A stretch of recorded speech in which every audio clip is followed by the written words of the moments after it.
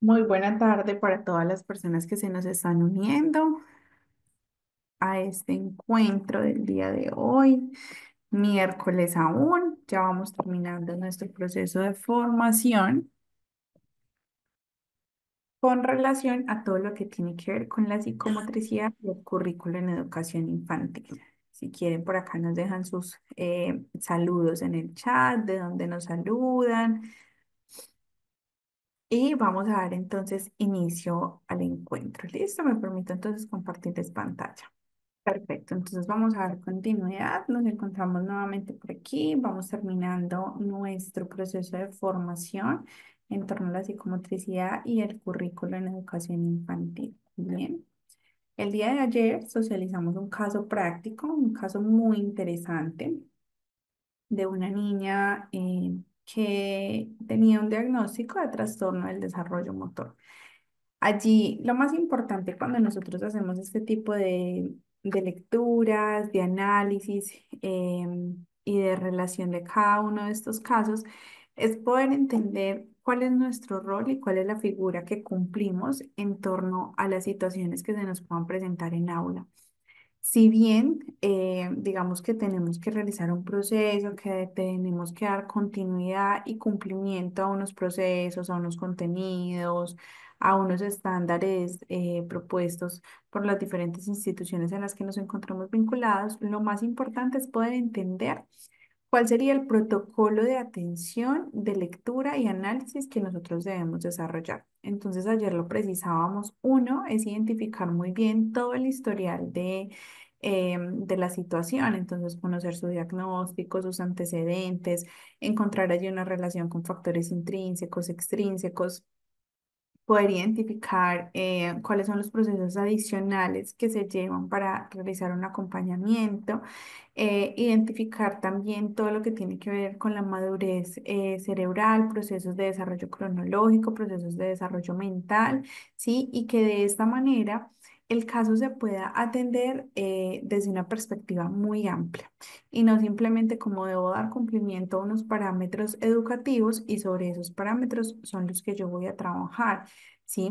Y implementó estas y estas estrategias. La intención es poder establecer una ruta de abordaje con base en lo leído, con base en los antecedentes, en su desarrollo, en las características particulares, porque por ejemplo aquí nos decían que tuvo unos desarrollos tardíos en sus posibilidades motoras precisamente derivados de su trastorno del desarrollo motor. Entonces aquí hay que entender que muchas funciones las va a lograr y las va a alcanzar, pero quizás por fuera de los tiempos eh, del desarrollo y abro comillas para dar la expresión del desarrollo normal, cierro comillas. Entonces, aquí es importante que nosotros podamos identificar cada uno de esos factores para que de esta manera podamos realizar una atención oportuna. Adicional a ello, recordar que no es un trabajo que se realiza de un solo lado, sino que aquí se necesitan muchos frentes atendiendo la situación. Entonces necesitamos todo lo que tiene que ver con el acompañamiento de la familia, ¿sí? El hogar, necesitamos todo el acompañamiento de los diferentes docentes o personal profesional que interviene desde las instituciones educativas y también necesitamos todo un trabajo interdisciplinar. Entonces vamos a mirar, ¿sí? En esos otros escenarios cómo podemos articular y aunar esfuerzos para mejorar significativamente las condiciones de vida del caso expuesto. ¿Listo? Entonces, creo que el caso era bien interesante. Uno de los tantos casos que podemos llegar a tener en algún momento de cierta manera solamente demostraba una afectación para lo que tiene que ver con el desarrollo motor, no demostraba afectación en áreas cognitivas. Entonces, de esa situación también podemos detonar que desde las otras áreas intelectuales, mentales, podemos realizar un trabajo un poco más amplio e ir aportando un poco al desarrollo motor. ¿Listo? Entonces fueron como básicamente las conclusiones o digamos a los puntos de partida a los que llegamos.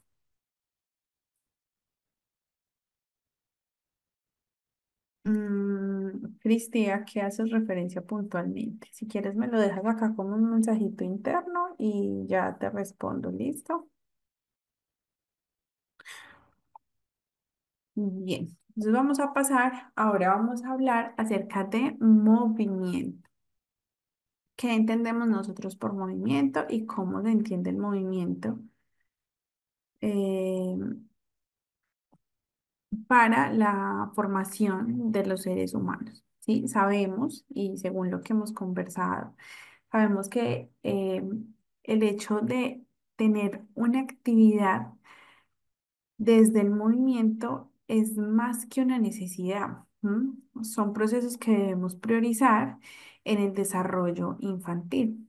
El juego, la lúdica, los espacios de esparcimiento, las diferentes actividades que motiven a que el niño todo el tiempo esté en movimiento. Un niño pasivo no va a generar unas interconexiones neuronales. Un niño activo va a conectar 100% los diferentes procesos mentales y esto va a dar lugar a diferentes procesos de aprendizaje que van a cimentar su desarrollo evolutivo. Las bases de los 0 a 6 años van a ser las garantías que ese niño o esa niña va a tener a lo largo de su proceso de desarrollo. Entonces, garantizar un sinfín de conexiones neuronales en los primeros momentos de vida es una garantía para los periodos evolutivos del individuo. Para ello hablamos entonces del sistema vestibular. El sistema vestibular se entiende entonces como ese primer sistema sensorial que canaliza la información a través de los órganos de los sentidos, ¿sí? Tiene lugar en los primeros momentos prenatales y digamos como que su función como tal inicia desde el proceso postnatal, desde el nacimiento. El sistema vestibular tiene como función y responsabilidad trabajar el equilibrio y el movimiento, ¿sí? Adicional es el que trabaja todo lo que tiene que ver con los desplazamientos, los objetos, el entorno y la ubicación que nosotros podemos llegar a tener en esos momentos iniciales. Entonces, ¿de qué se encarga puntualmente el sistema vestibular? Entonces, aquí nos indican que debe coordinar los movimientos del cuerpo y la cabeza, ¿sí? Y debe de estar organizado para todos los estímulos que le lleguen en esos primeros momentos de la vida. Hablamos entonces de que está conformado por unas estructuras particulares y ellas son tres. Está utrículo y sáculo y los canales semicirculares. Son las estructuras por las cuales se compone el sistema vestibular. ¿De qué se encarga entonces utrículo y sáculo? Dice que estos se encargan de la detención, ¿sí? Detectan las aceleraciones lineales y todo lo que tiene que ver con la posición de la cabeza. ¿Listo? Entonces, el utrículo lo hace en un plano horizontal, ¿sí? Y el sáculo lo hace en una posición vertical. Ambos se encargan de la posición de la cabeza que tiene ese bebé. Y los canales semicirculares lo que hacen es detectar aquellas aceleraciones que se den desde los ángulos, desde los diferentes ángulos sobre los cuales se pueda movilizar la cabeza del niño. ¿Cómo funciona entonces?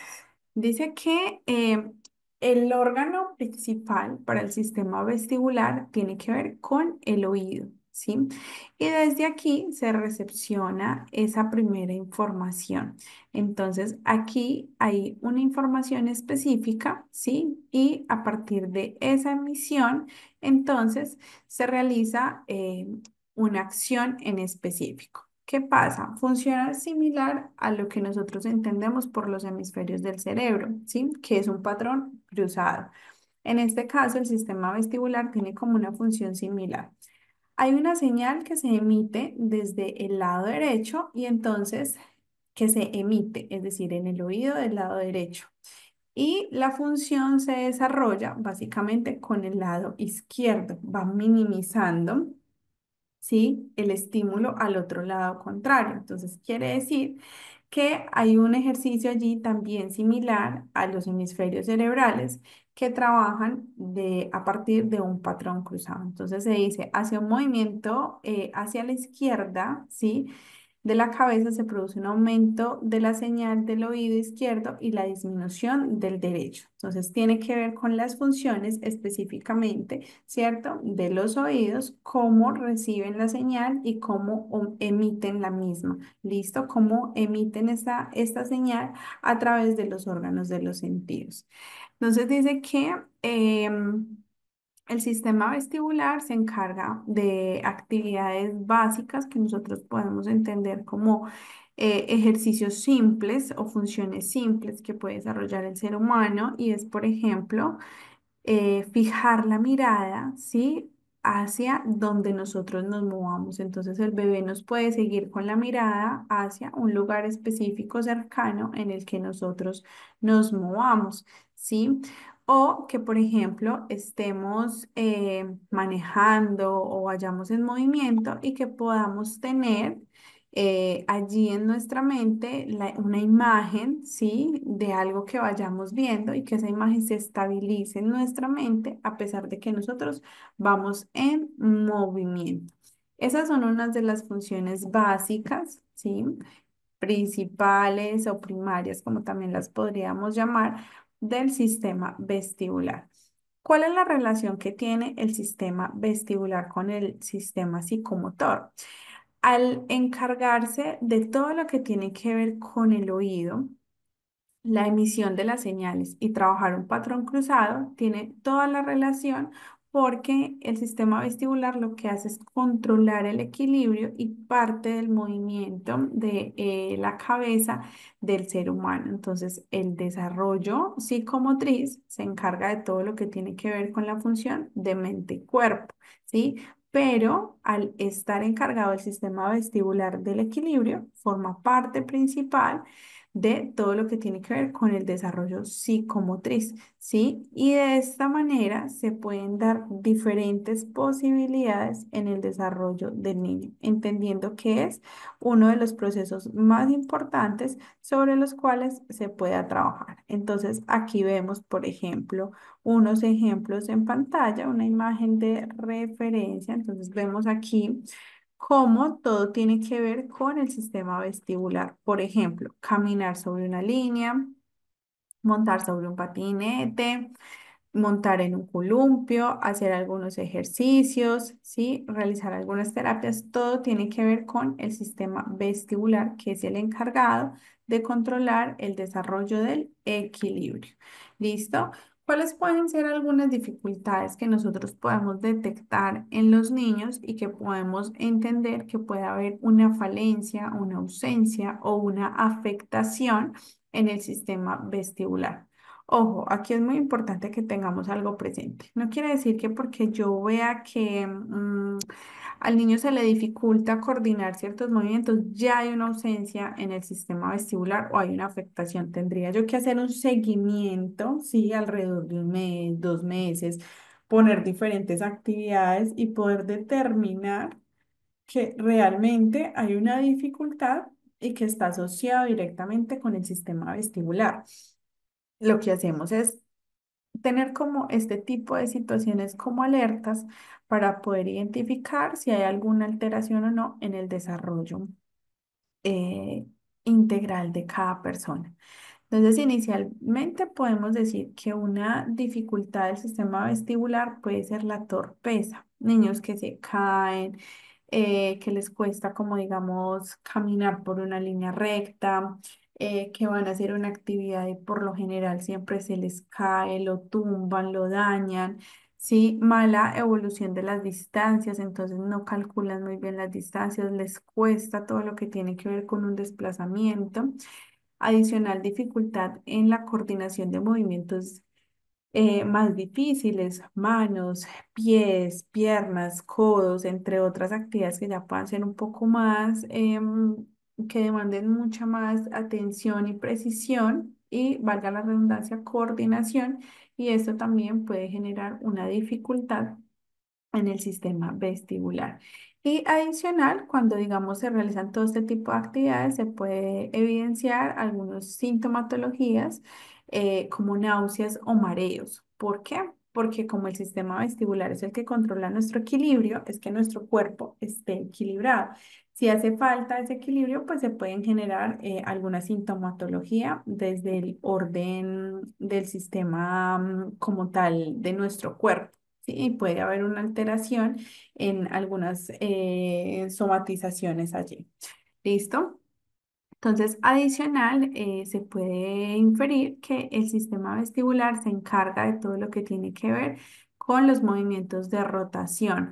Rotación es como en el mismo eje, ¿cierto? Entonces hablamos de giros, hablamos de balanceos y esto ayuda a que la información a partir de los canales sensoriales pues se recepcione mucho mejor y esto también hace parte de todo lo que tiene que ver con el equilibrio. ¿Listo? Adicional, decimos que la estimulación vestibular trabaja por todo lo que tiene que ver con las sensaciones, emociones, ¿sí? Que también interfieren directamente con el desarrollo integral del ser humano. Adicional, hablamos de algunas actividades de forma repetitiva, ¿sí? Y de esta manera poder generar como una continuidad en algunas actividades específicas donde se evidencie la integración del equilibrio y la coordinación. Seguidamente, podemos decir que hay algunas actividades específicas con las cuales nosotros podemos lograr estimular el desarrollo vestibular de los niños. De hecho, inicia desde los momentos iniciales o primeras etapas, más bien para no redundar en el término, desde las etapas primarias o iniciales del desarrollo del niño y la intención es poder estimularlo para que si hay alguna afectación en su desarrollo, pues pueda compensar con un apoyo continuo. Por eso es tan importante hacer un eco en toda la atención temprana, no como algo que se está inventando el mundo o la sociedad en esos neuromitos que nosotros conocemos de las personas. Las personas a hoy dicen que hace mucho tiempo los hijos no necesitaban estimulación, que tuvo tres hijos y no lo necesitaron y les va súper bien, ¿sí? Pero desconocemos toda esa parte del funcionamiento cerebral y es allí donde debemos intervenir un poco y debemos de acompañar. En este sentido, dice que los primeros ejercicios que nosotros podemos desarrollar es, por ejemplo, tener al bebé, colocarlo boca arriba, tirarlo hacia atrás y de esta manera él logre hacer giros, ¿cierto? Seguidamente, intentar que ese bebé gire, ¿sí? Como una barca, de esta manera, para que realice algunos balanceos. Otro ejercicio puede ser sentarlo sobre un cilindro, que normalmente ahorita los venden, son como unas almohaditas en forma de cilindro, o podemos tomar una toalla, una cobija, envolverla, ¿sí? Y balancearlo sentadito hacia los lados para poder trabajar como todo ese proceso. Adicional, puedo tomar esas pelotas grandes que son como de pilates, pero que también están para el uso del desarrollo infantil y hacer algunos ejercicios boca abajo, ¿sí? Hacia adelante y hacia atrás, trabajando todo lo que tiene que ver la parte de equilibrio y reflejos, porque lo primero que va a poner el niño son sus manitos creyendo que se va a caer y también podemos desarrollarlo hacia un lado y hacia el otro. Esto lo puedo desarrollar boca abajo, boca arriba o sentado, siempre teniendo una posición del cuidado de la espalda y sosteniéndolo con las manos en la parte de la cintura, sosteniéndole el tronco, que es el que le va a dar estabilidad a sus extremidades superiores y a sus extremidades inferiores. Y finalmente, poder establecer algunas rutinas de juegos en parques que por lo general los parques están construidos para trabajar lo que es el equilibrio, la agilidad y la coordinación de los niños. Mario, sí, también pueden ser bases inestables. Hay unos mediocírculos que vienen también como en los gimnasios También podemos poner al niño allí a que sostenga algunos objetos en mano y que logre como estabilizarse con sus pies. Esas bases inestables le van a servir muchísimo para trabajar el equilibrio, entendiendo la relevancia de esto en el desarrollo integral. Ahora vamos a mirar qué relación tiene todo esto que hemos venido hablando, ¿sí? Con los procesos de lectura y escritura. Yo hoy voy a pasar un poco de las preguntas. De pronto, si alguien quiere responder, me lo dejan en el chat y las voy leyendo en la medida en que vaya realizando la explicación. Vamos a mirar cómo aprendimos nosotros a leer y a escribir. ¿Tenemos algún recuerdo de eso? Lo tenemos presente, identificamos cómo fue nuestro proceso de adquisición de la lectura y la escritura. Se nos dificultó, tuvimos facilidad. ¿Qué recordamos acerca de lo mismo? Creería yo que dados pues como nuestros tiempos de desarrollo, podrían ser muy similares las dinámicas de adquisición, más desde la retórica, más desde los métodos tradicionalistas, ¿cierto? Más desde toda esa perspectiva, creería yo que sería lo que prima en lo que ustedes nos puedan compartir. Ahora, ¿qué relación tiene la lectura y la escritura con el desarrollo psicomotor? Ya estamos empezando a abordar temas directamente desde la parte educativa, porque ya vimos todo lo que tiene que ver con la fisiología del ser humano, con todo lo que tiene que ver con la estructura cerebral, sistema nervioso central. Ya hemos visto algunos componentes puntuales del movimiento. Ahora vamos a ingresar directamente a lo que tiene que ver con los procesos escolares para poder finalizar con lo que tiene que ver con la concepción, interpretación y conocimiento del currículo. ¿Listo? Y cómo el currículo se relaciona directamente con la psicomotricidad y cuál es la necesidad de ahondar o vincular un poco más la psicomotricidad en los procesos curriculares. Bueno, por acá nos dicen repetitivo, planas. Yo creo que todos recordamos las actividades de realizar planas, ¿cierto? Planas que en su momento nos decían que era para mejorar la letra, pero que finalmente la caligrafía, como se llamaba hace mucho tiempo, pero que finalmente pues no dejaban de ser ejercicios repetitivos, tradicionalistas, monótonos, ¿sí? Y que no creo que, o bueno, de pronto me acelero un poco en la precisión, pero yo creo que muchas personas estábamos predispuestos a realizar la actividad, ¿sí? Em, Porque no era algo a partir de una estrategia llamativa, sino la verdad a partir de algo que realmente no llamaba la atención, que solía ser más bien como aburrido y tedioso, ¿sí? Por acá también nos dicen planas, leer la cartilla de Nacho. Material que todavía encontramos, ¿cierto? Entonces vamos a mirar qué es la lectura y qué es la escritura. Son dos procesos totalmente diferentes que, así como la enseñanza y el aprendizaje, tienen una relación en sí mismo, ¿listo? Entonces decimos que al niño estar inmerso en una sociedad, ¿sí? Al estar inmerso en diferentes actividades desde lo familiar, lo social, lo cultural, utiliza diferentes formas de comunicación desde sus inicios. Entonces, el niño, ¿sí? Utiliza el llanto, el balbuceo, algunos sonidos onomatopéyicos, las risas, las sonrisas y poco a poco, de manera gradual, va fomentando esa capacidad de expresión a través de la adquisición de algunas palabras, de algunos sonidos, de algunas expresiones físicas también. Y finalmente empieza a trabajar por todo lo que tiene que ver con una constitución de un proceso de escritura. De esta manera se va vinculando un poco más en el medio en el que se desenvuelve a partir de su desarrollo evolutivo. Aquí juega un papel muy importante ese primer vínculo afectivo del niño, en este caso la familia, específicamente la madre.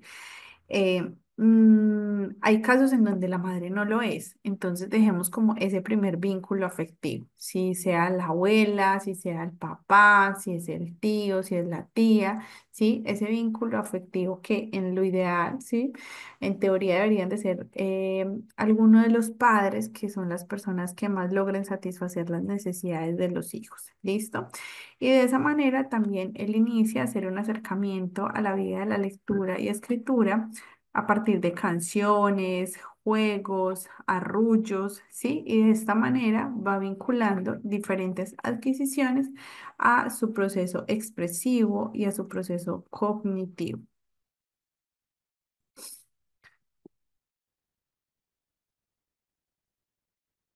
Se dice que si hay una garantía en los procesos afectivos, desarrollo familiar, calidad de vínculos, se va a generar un poco más las posibilidades de aprendizaje. Entonces, ¿qué vemos en la imagen que está en el centro? Entonces, vemos un papá compartiendo con la mamá y con los dos hijos, ¿cierto? Disfrutando de ese vínculo, de esa conexión, de un espacio en familia. Y posterior a ello, entonces en la imagen que sobresale, vemos allí un cerebro con algunas conexiones neuronales. Esas conexiones que estamos viendo allí, que es donde se genera una sinapsis en las diferentes neuronas entre sí mismas, ¿sí? Y que va bajando por esa médula espinal para ser transmitida esa información a los diferentes esquemas del cuerpo, se dan a partir de esa manera en cómo el niño vive y la calidad de vida que tiene.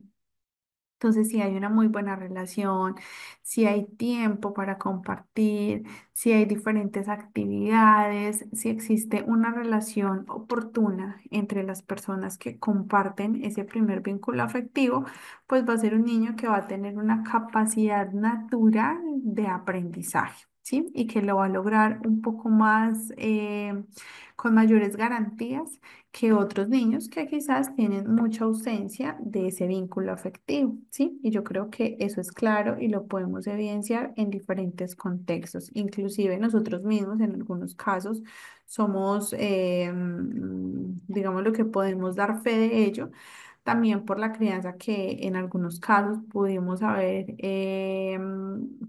tenido o por las ausencias de nuestros padres, por sus vidas laborales, sociales, ¿cierto? Económicas, en donde realmente cuesta un poco que el padre comparta tiempo con sus hijos. Padre, hablo, cuando digo padre es padre y madre, listo, para que tengamos allí pues como la asociación. ¿Qué decimos entonces? Ya entendimos que hay un inicio del proceso de lectura y escritura y se da a partir de ese vínculo afectivo, ¿sí? De la manera en como yo me comunico, entonces el niño tiene hambre, llora.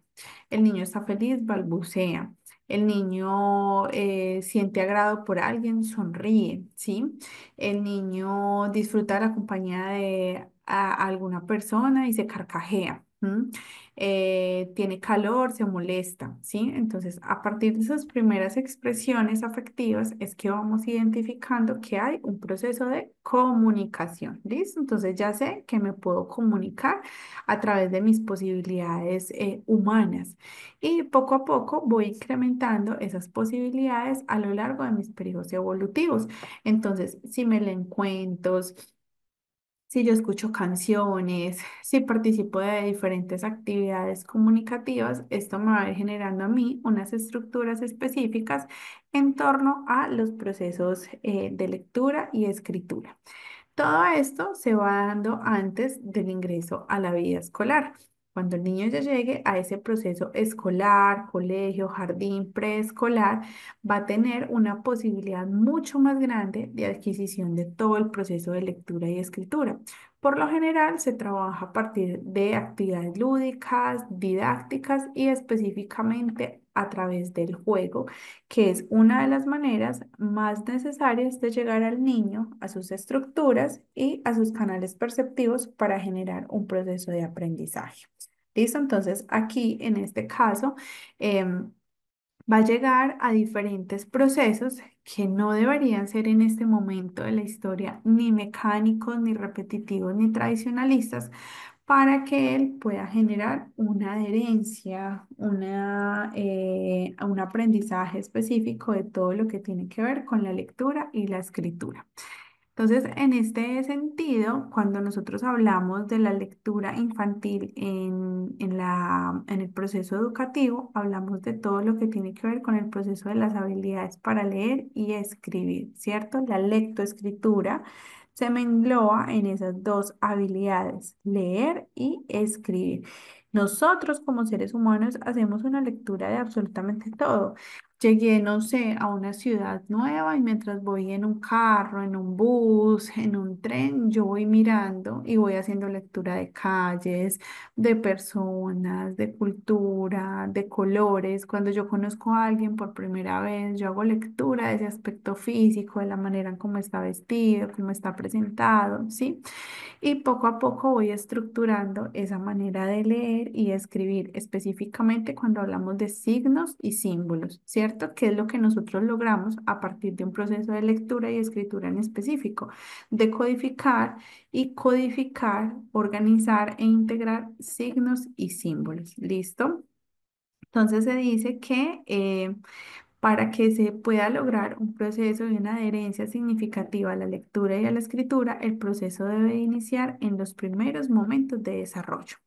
Por eso las prácticas de lectura en casa con los bebés, desde trabajar los libros álbum hasta trabajar libros de lectura un poco más amplios, trabajar con fichas de lectura rápida, leer muchísimo los papás a los hijos, cantar arrullos, sí, nanas, canciones de cunas, sí, las mamás, digamos que no tenemos como la habilidad del canto, habrán unas que sí, pero a los hijos les gusta escuchar a la voz de sus padres generando esos arrullos, ¿sí? Entonces, en este sentido, hablamos de que en la infancia se generan y me devuelvo a la imagen, se generan con mucha facilidad las conexiones neuronales. Y si yo genero un proceso de adherencia a la lectura y a la escritura desde la infancia, pues se va a desarrollar con mucha más facilidad en los diferentes momentos de la vida. Entonces, vamos a tener quizás al escritor, como quizás no, o a un lector competente, ¿sí? Pero va a ser una persona que va a poder elegir entre unas competencias que se requieren en la vida diaria. A hoy estamos viendo un mundo totalmente demandante, entonces a hoy salen muchísimos cambios inmediatos y transformaciones inmediatas. Pasa mucho como por ejemplo los cambios de gobierno.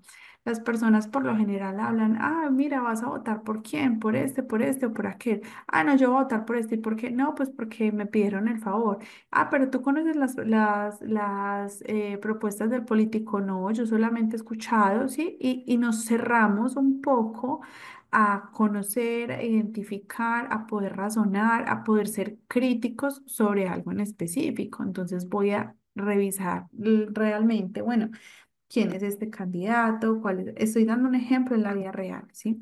¿Quién es este candidato? ¿Cuáles son sus propuestas? ¿Cuál ha sido su currículo?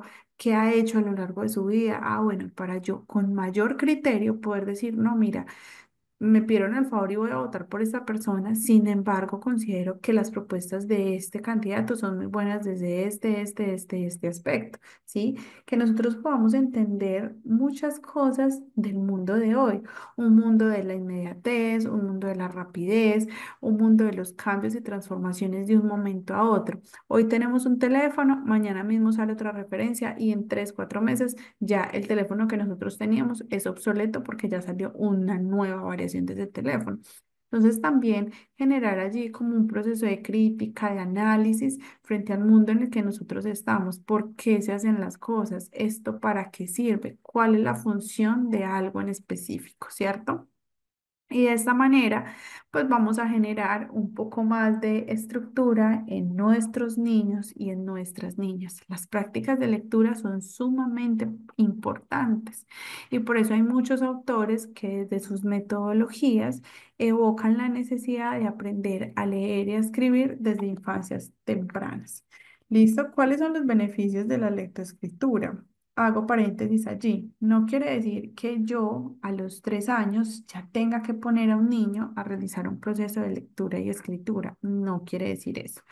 Quiere decir que de acuerdo a los momentos evolutivos, alrededor de los 4, 5 y 6 años, se puede generar un proceso lectoescritor, ¿sí? Ojo a lo que yo les estoy diciendo, de lectura y escritura simultáneamente. Antes de, el niño ya realiza lectura de absolutamente todo. De hecho, realizan lecturas logográficas. Si hoy yo llevé a mi hijo de 2 años al centro comercial, y lo llevé a los juegos, le voy a decir, mira, este es el espacio de los juegos, aquí ta, ta, ta. Si ese espacio de juegos, aparte de que el niño ya se hizo una imagen del escenario, ¿sí? Ya identificó una característica en particular de ese escenario, colores, materiales, juguetes, entre otras cosas, que le van a llamar claramente su atención. Había algún logo, una tarjeta o algo que yo tenga en mi billetera. Cada vez que el niño vea esa tarjeta, vea ese logo o llegue al centro comercial y pase por ese lugar, va a saber que ese es el espacio de los juegos, por poner un ejemplo, ¿sí? Allí ya está generando un proceso de lectura logográfica, porque él va a saber que a partir de esa imagen en particular va a representar un espacio que para él es de goce, de disfrute, de diversión. Pasa mucho, por ejemplo, con cuando yo veo la marca de Coca-Cola, yo inmediatamente me imagino, yo, Andrea, me imagino un vaso con hielo, ¿cierto? En donde se esté sirviendo la bebida y es una bebida que para mí significa como mucho gas, ¿sí? Entonces, para muchas personas, inmediatamente al mirar la palabra, el logo, ya identifican cuál es la sensación o cuál es la experiencia que pueden tener a través del consumo de esta bebida. Eso quiere decir que los niños leen desde edades iniciales, leen emociones y sentimientos de las personas a partir de sus expresiones faciales y como esos muchos otros tantos procesos que se deben de iniciar desde las edades tempranas hasta irlas perfeccionando, como lo decía ya hace un momento, a ir decodificando en una lectura y en una escritura a partir de signos y símbolos. ¿Listo?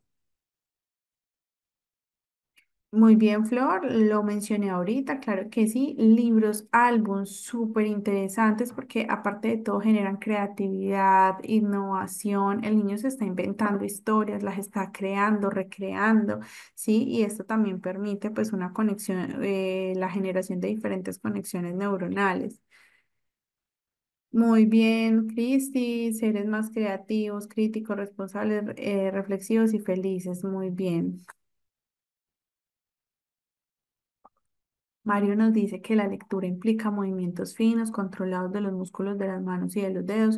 Ayer hablamos, de hecho, de motricidad fina y motricidad gruesa. ¿M?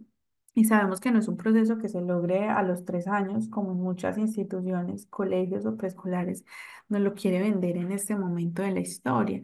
Entonces, a hoy el papá escoge el colegio que más rápido enseña a leer y a escribir, pero no estamos pensando que ese proceso lo vamos a desarrollar toda la vida y que hay momentos para el desarrollo de ese proceso y que lo más importante es que los niños sean felices, pero que su desarrollo sea integral, que claramente adquieran estabilidad, pero que antes de manipular un lápiz, un lapicero, antes de escribir, hayan podido tener una aprehensión, ¿sí?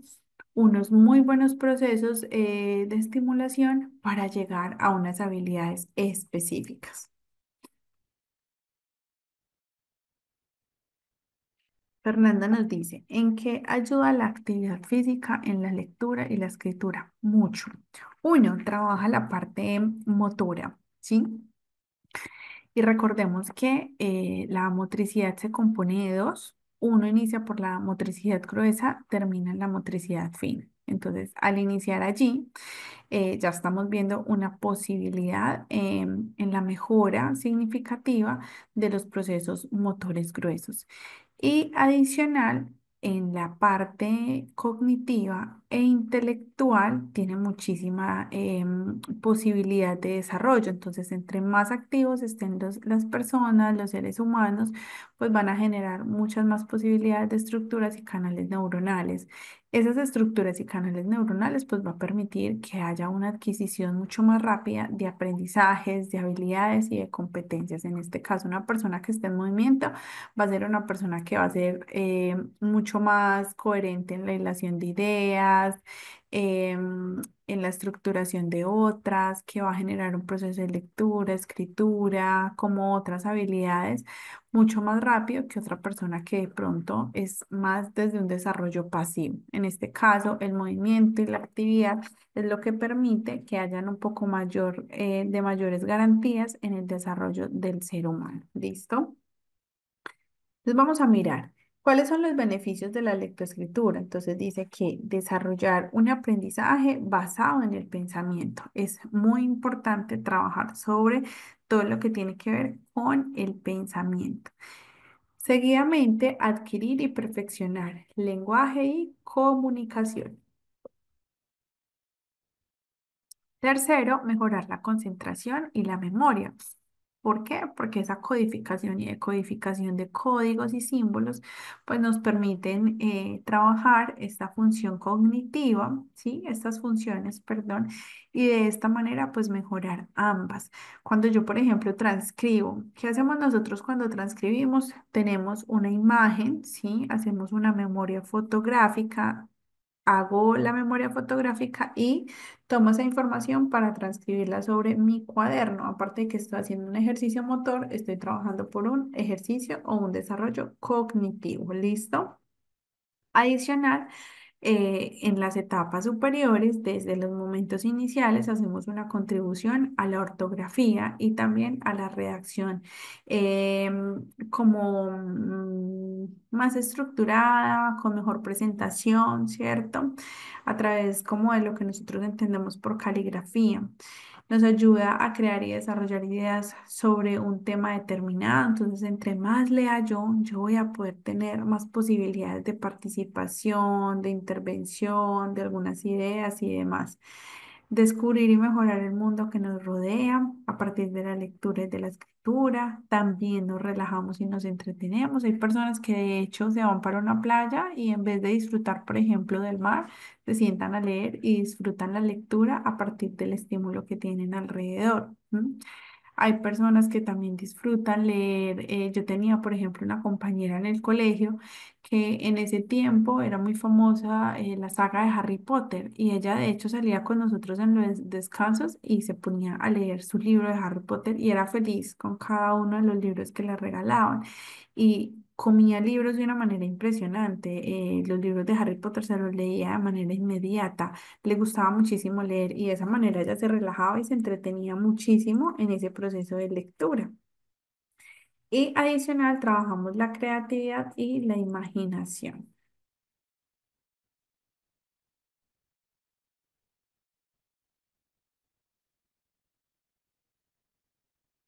Bien.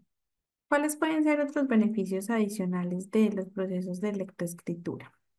Dice que se dan la posibilidad de adquisición de nuevos conocimientos.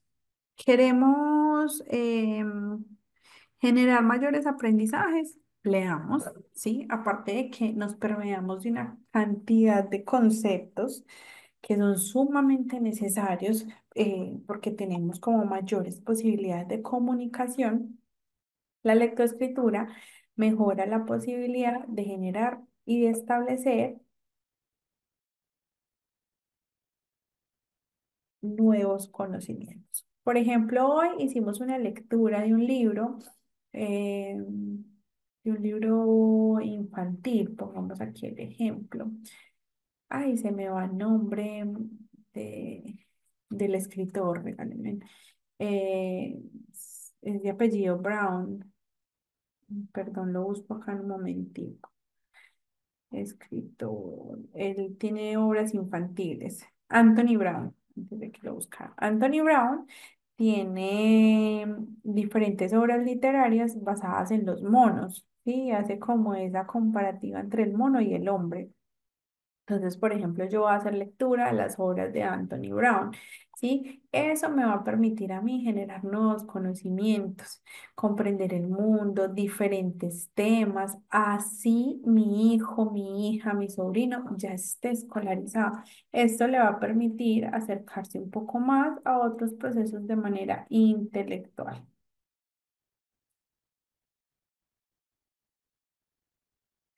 Seguidamente hablamos de nosotros como docentes, como profesionales en el campo educativo, como un trabajo interdisciplinario, debemos de tener la capacidad de generar diferentes estrategias de lectoescritura. Hoy en las instituciones educativas hay muchísimas propuestas, que la fiesta de la lectura, que el plan lector, que el libro, el cuaderno viajero, que los diferentes paneles de lectura, entre otras actividades. ¿Cuál es la intención? Que el niño disfrute lo que es leer y que no lleguen a jóvenes y adultos que desde este escenario educativo decimos, mira, hay que leerse este documento, son 15 páginas y son para mañana y nos escandalicemos porque hay que leer 15 páginas de un texto. Pero si son dos o tres, pues estaría bien, pero si son 15 es una exageración. ¿M? Por ejemplo, yo evidencio mucho desde el campo de la universidad dificultades para todo lo que tiene que ver con los procesos de investigación, más que todo con ejercicios de tesis de grado, trabajos finales, y sí o sí debe de existir una lectura, debe de haber una lectura crítica, analítica para poder generar todo lo que tiene que ver con el conocimiento y también cumplir pues como con la actividad en particular. Pero a los jóvenes y a los adultos les cuesta bastante, ¿sí? Porque digamos que no está dentro de una actividad que genere interés y tampoco está habituado a hacerlo. Por eso es tan importante habituar al niño desde pequeño para que tenga ese hábito a lo largo de su vida. Entonces, quiera leer la noticia importante, quiera leer sobre una receta, quiera leer sobre la reseña de este autor. Si hay una película en cine, quiera leer la reseña de la película y no quedarse solamente con lo que se está proyectando. Es allí donde nosotros podemos ver un cambio significativo en diferentes estructuras. Dice que desde la práctica de la escritura se da un acercamiento a la lectura. Se puede mejorar el vocabulario, la ortografía, sobre todo. ¿Cómo se mejora la ortografía? Leyendo y escribiendo. ¿M? No haciendo planas repetitivas de una palabra que se escriba con J, con G. Se mejora significativamente leyendo y escribiendo. Una persona que no lea, pues es una persona que va a tener muchas falencias de ortografía. Ahora, digamos que nosotros tenemos muchas facilidades, los teléfonos, los computadores, todos corrigen ortografía. Y aún así, nosotros vemos como, digamos, en redes sociales, que es donde nosotros podemos conocer muchas cosas sobre el mundo, evidenciamos personas que realizan algún tipo de participación en redes sociales y tienen muchísimas dificultades ortográficas. Leer es la garantía de este proceso. Adicional, todo lo que tiene que ver con la lectoescritura aporta significativamente al desarrollo de las habilidades sociales, la posibilidad de yo entenderme con otra persona, de yo tener un tema de comunicación, de yo poder hablar sobre esta realidad en este momento. Eh, Pasó esta situación específica con Estados Unidos, he leído el tratado, he leído lo que propone el presidente, es decir, no solamente dejarme permear por la información y la inmediatez del mundo, sino también tener yo las bases para poder hablar sobre lo que se está diciendo, sobre lo que se está permeando. ¿Listo? Finalmente, decimos que los beneficios de la lectoescritura se centran en estimular el pensamiento crítico. Entonces ya vimos la importancia del mismo. O por ejemplo, si yo sigo con el ejemplo de los libros de Anthony Brown, él hace esa comparativa entre el ser humano y los monos. Entonces yo sentarme con un niño de 3 4 años y preguntarle, ven, ¿en qué se parece, por ejemplo, un mono con un hombre? ¿Tiene alguna relación? ¿O qué tal te parece? ¿Cómo están hablando aquí de los monos? ¿Te gusta la vida de ellos? ¿Te gustó el cuento? ¿Qué piensas al respecto? Y cambiar un poco las preguntas que realizamos, porque siempre en una actividad de lectura es, ¿cuál fue el personaje que más te gustó? ¿Qué te gustó de la lectura? Haz un dibujo que represente la lectura. Hay que cambiar muchísimo esas actividades tradicionalistas a las cuales nosotros venimos acostumbrados y pensar, bueno, ¿cuál fue la escena que más te llamó la atención? ¿Qué piensas de la relación de estos dos personajes del libro? En la escena tal, ¿cuál crees que hubiera sido la mejor reacción de los personajes? ¿Sí? Este personaje, digamos que cabe en en la historia o consideras que no es necesario tenerlo en esta historia. Cambiar un poco las posibilidades y de esta manera generar un pensamiento crítico que claramente van a servir de base para los desarrollos futuros. Seguidamente hablamos de generar un proceso de concentración y análisis. Concentrarnos es muy complejo, pero si yo me concentro, por ejemplo, y pongo una meta, voy a leer 3 páginas de este libro, ¿sí? Yo puedo generar esa concentración porque tengo el hábito de hacerlo. Entonces lo voy a hacer de manera específica, ¿sí? En el caso de nosotros, desde el campo educativo, nosotros tenemos que leer todo el tiempo. Llegó un nuevo texto al colegio o salió esta nueva ley. ¿Yo qué tengo que hacer? Leerla, analizarla, comprenderla e interiorizarla, ¿sí? Entonces, por ejemplo, en nuestro caso, nosotros hacemos una lectura constante todo el tiempo. Si adicional a eso yo puedo tener una obra literaria de lectura, maravilloso.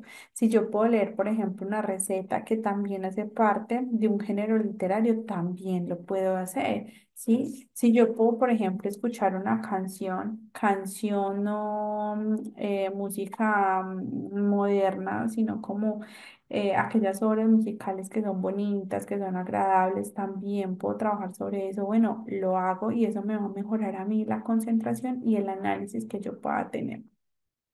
Mejorar significativamente las capacidades neuronales. Recuerden que para leer nos exigimos bastante. Tenemos que empezar a interiorizar lo que yo estoy leyendo, hacer relaciones sobre los personajes, sobre las situaciones, cómo lo interpreto. Son muchas las informaciones que me llegan en un momento determinado cuando yo realizo un proceso de lectura. Y de esta manera, pues entonces se ven beneficiados los canales y las capacidades neuronales de las cuales nosotros gozamos desde las edades iniciales. Adicional, hablamos de que una persona que lea, pues va a saber como de todo un poco, ¿sí? Y qué bueno es una persona que tenga conocimiento de todo un poco, que yo le digo, ven, ¿y tú conoces este país donde queda? Ah, sí, mira, ay, ¿y tú conoces, no sé, las actividades particulares? Sí, mira, este país, tal cosa. ¿Por qué? Porque ha tenido una exposición ante procesos de lectura. Adicional, hablamos de la expresión de sentimientos, pensamientos e ideas. De hecho, los cantantes, muchos cantantes, no todos, pero qué es lo que expresan en las notas de sus canciones, situaciones, experiencias vividas con personas, con momentos de la vida, con situaciones en particulares y las cuentan a través de las notas de una canción. El escritor de poesía está contando algo, ¿cierto? A través de las letras de su poesía y de esta manera se pueden expresar sentimientos. Cuando yo escribo una carta desde ese género narrativo, yo me quiero comunicar con alguien, no lo voy a hacer por un chat ni por una red social, sino que lo voy a hacer desde otro proceso en particular. ¿Qué lugar merecen ese tipo de procesos escriturales? Obtener buenas calificaciones, claro que sí, mejora significativamente la competencia de los seres humanos, acceder a mejores oportunidades de empleo. Reflexionar sobre algunas situaciones de lectura, y desarrollar capacidades un poco más desde la autonomía y la independencia. Vamos a mirar cuáles son los niveles o etapas del proceso lecto-escritor. Es decir, hay muchos procesos, hay muchos autores, ¿sí? Para que lo tengamos supremamente establecido, pero no todos, digamos que manejan como lo mismo. Entonces, ¿qué se hace? De manera global se establecen unos niveles o etapas para mirar en qué momento, cómo y cuándo se adquiere el proceso de lectura. Entonces se dice que una primera etapa es desde que el niño está en la infancia, que se determina como ese proceso preescolar, que es la preparación para la vida escolar. Posterior a ello pasa a la primaria y finalmente termina por la adolescencia, que se da en los grados de bachiller. Listo, entonces aquí estamos viendo algunas imágenes de referencia de lo que nosotros podemos entender como lo que es un proceso de lectoescritura. Listo, entonces aquí vemos, por ejemplo, en la primera imagen de referencia, vemos una mamá haciendo una lectura, ¿sí? De algunas imágenes en donde se da una asociación también de colores, de figuras, tamaños, ¿sí? En la segunda imagen vemos un bebé realizando una lectura desde edades iniciales. Ese bebé tendrá 2, 3 meses haciendo lectura directamente de algunas imágenes como círculos, triángulos, cuadrados, figuras geométricas iniciales o primarias a partir de colores básicos negro, rojo, blanco, ¿sí? Que son los primeros colores que detecta con mayor facilidad. Aquí vemos un bebé un poco más grandecito realizando una lectura de un libro de pasta gruesa. Será alguna historia en específica que ya se empiece a contar. Aquí vemos una niña ya un poco más grande, yo creo que de grados de primaria podría ser, haciendo una lectura casualmente. Estas son las obras que yo les estaba mencionando, las de Anthony Brown. Aquí está haciendo una lectura de Anthony Brown, de uno de sus libros, ¿sí? Eso es un libro álbum, por lo general es la estructura de las obras del escritor. Pasamos por aquí a ver un niño alrededor de la etapa primaria y bachillerato realizando un proceso de lectura como un hábito lector. Y finalizamos viendo acá varios niños en actividades de lectura en unos escenarios que son las bibliotecas, espacios que por lo general permanecen totalmente desconectados de los escenarios. Vamos a pasar entonces con la siguiente presentación. ¿Hasta aquí hay alguna pregunta, alguna duda, alguna inquietud?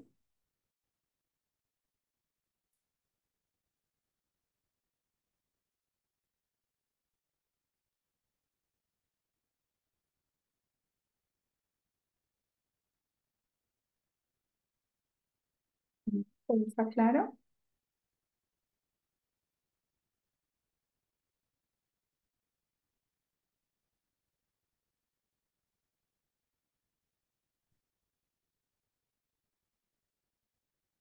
¿Todo está ok, chicos?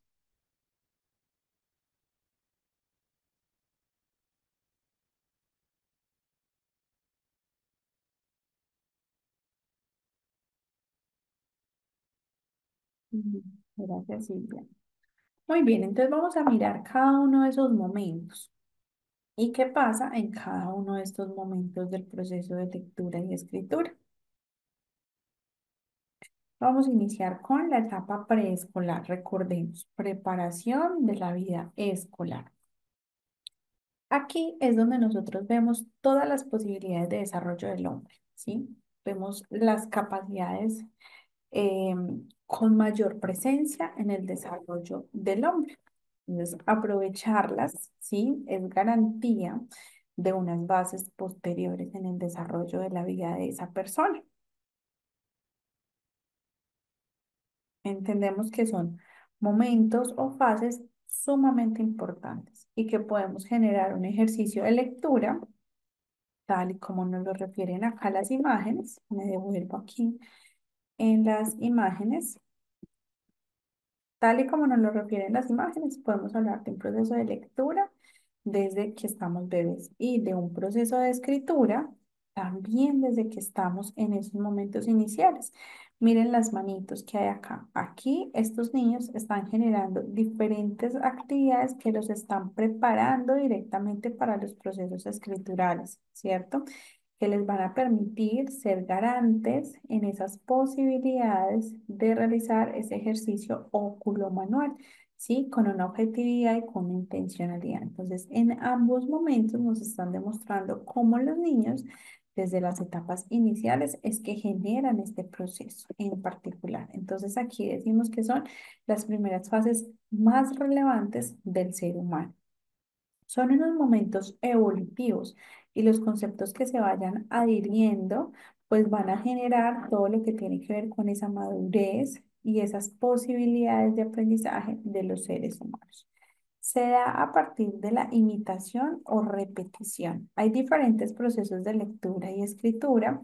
Hoy hablamos de lecturas globales, hoy hablamos de procesos lectoescritores un poco más integrales, ¿sí? Y dejamos a un lado pues todo lo que tiene que ver con los medios tradicionalistas. Seguidamente buscamos la posibilidad de exploración de materiales, formas, figuras, tamaños, ¿sí? Sonidos, grafemas, fonemas y permitimos que el niño explore a través de los mismos para que pueda conocer por sus mismos medios, por sus mismos méritos, para que realice todo ese proceso de investigación y exploración de manera particular y pueda ir generando un acercamiento a la lectura. ¿Cómo genero yo un acercamiento a la lectura? Cuando yo le posibilito al niño materiales de lectura cercanos, ¿sí? Las posibilidades de lectura no se dan cuando un niño no tiene libros, cuando no tiene imágenes, cuando no tiene dónde escribir, dónde rayar, dónde rasgar. Ahí no hay un acercamiento a la lectura. Un acercamiento a la lectura se da cuando yo le posibilito las herramientas, ¿sí? Los materiales. Entonces, tener libros para los niños desde las edades iniciales es una de las primeras posibilidades en donde el niño va a generar ese acercamiento hacia el material que tiene. A ver, el interés nosotros lo desarrollamos frente a lo que nosotros tenemos en nuestras posibilidades de desarrollo. Lo que no esté cerca a nosotros no nos va a generar una posibilidad allí de acercamiento a algo. Si yo no tengo conocimiento de un libro, por eso los niños llegan a las bibliotecas y quieren dañar los libros o los textos, porque quizás nunca los han tenido, entonces no saben la responsabilidad que es tener un libro y por eso los libros inician. Libros de tela para los bebés, libros de pasta gruesa para los niños más pequeños. Inclusive hay libros hasta que se pueden meter en las duchas o en los baños porque están hechos de ese tipo de material para que el niño pueda interactuar con ellos desde esos primeros momentos de vida y al texto o al libro o a la obra literaria no le pase nada hasta llegar a libros ya un poco más estrictos en su estructura, libros de páginas como tal, de más texto que imágenes, ¿cierto? De acuerdo a los periodos evolutivos del ser humano, ¿sí? Pero la intención es garantizarle un acercamiento a la lectura y cómo lo hago.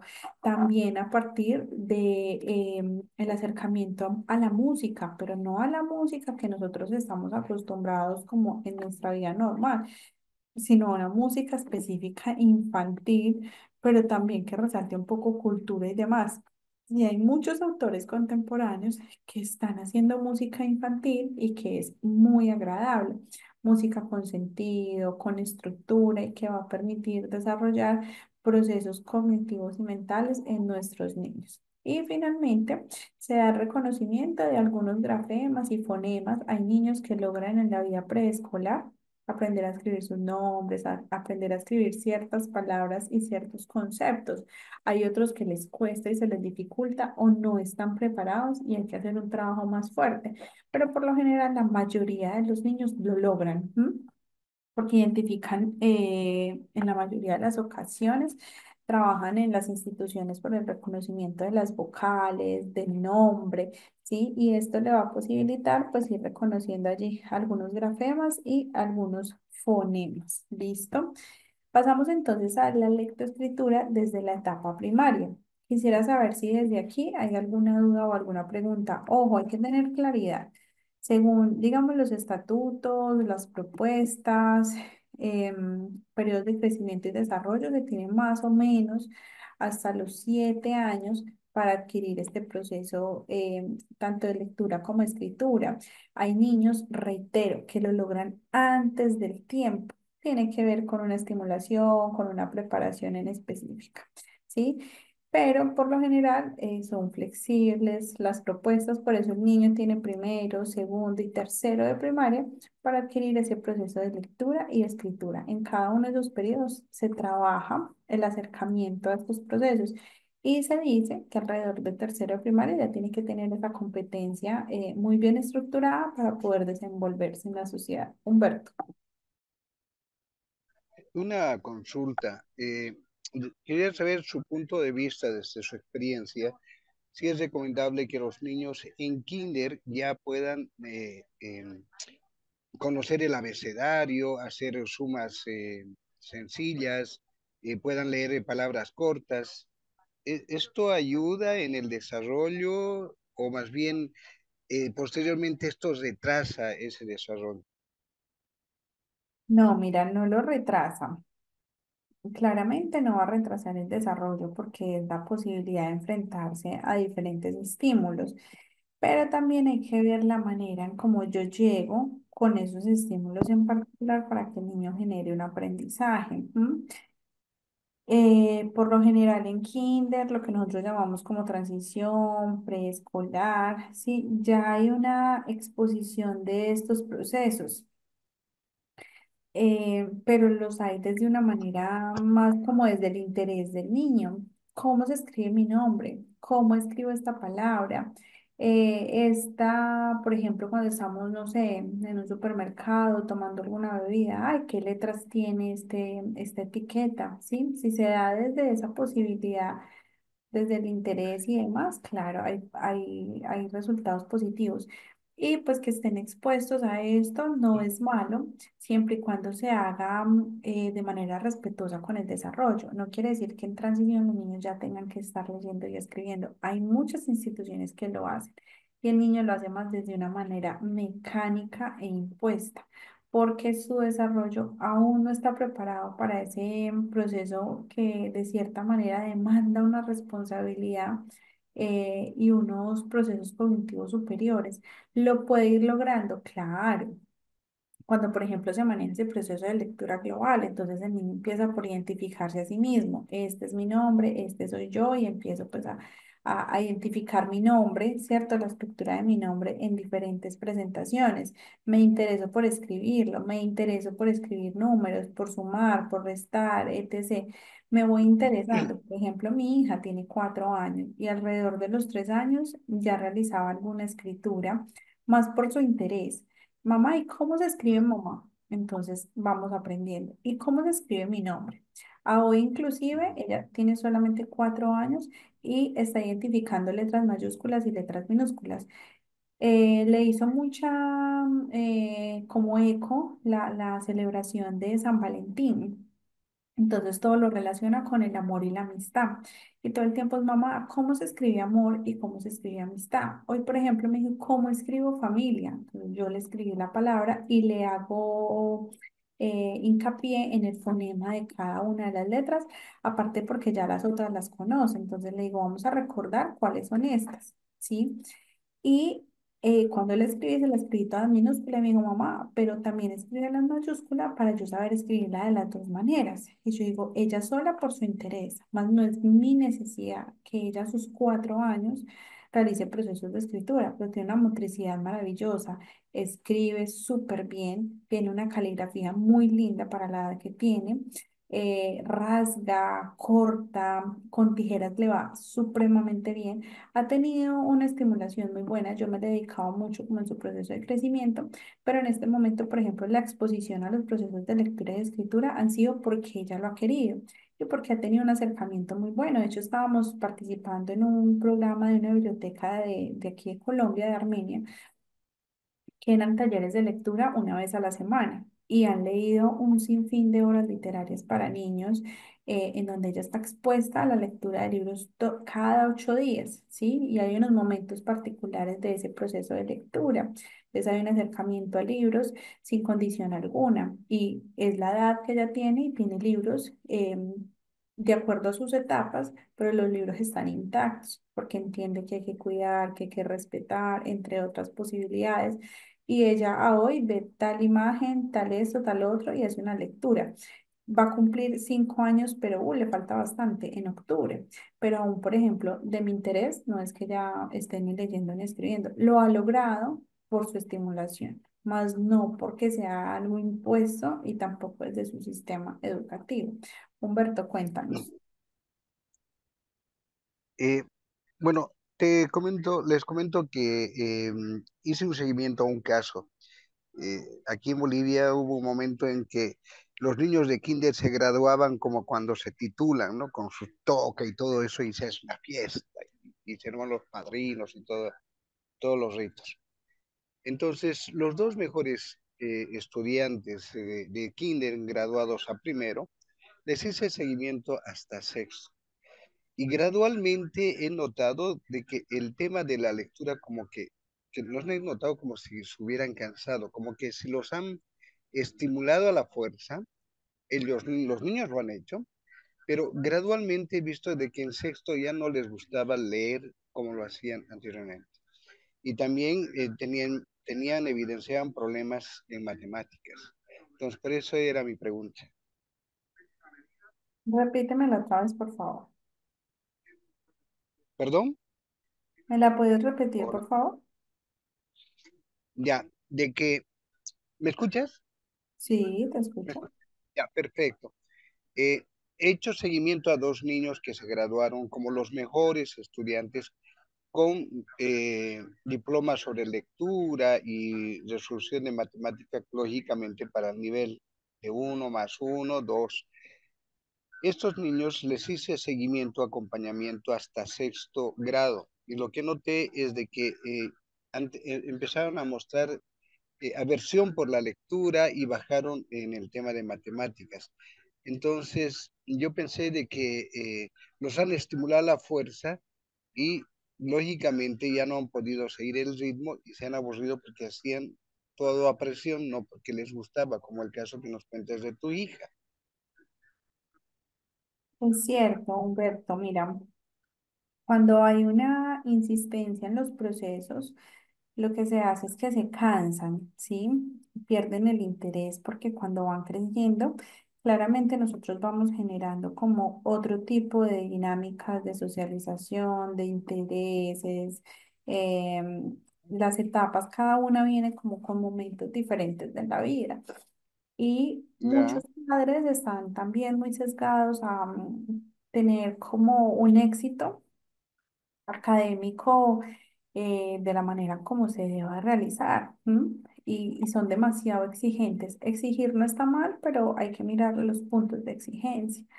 Cuando yo exijo, impongo, ¿sí? El niño lo va a hacer y lo va a lograr en la mayoría de las situaciones porque ya lo hemos visto, su sistema le va a dar ujú, perfectamente para alcanzar eso, ¿sí? Lo va a lograr porque tiene todas las posibilidades cognitivas, mentales y corporales, pero va a llegar a un punto donde se va a cansar porque está sobreestimulado. ¿M?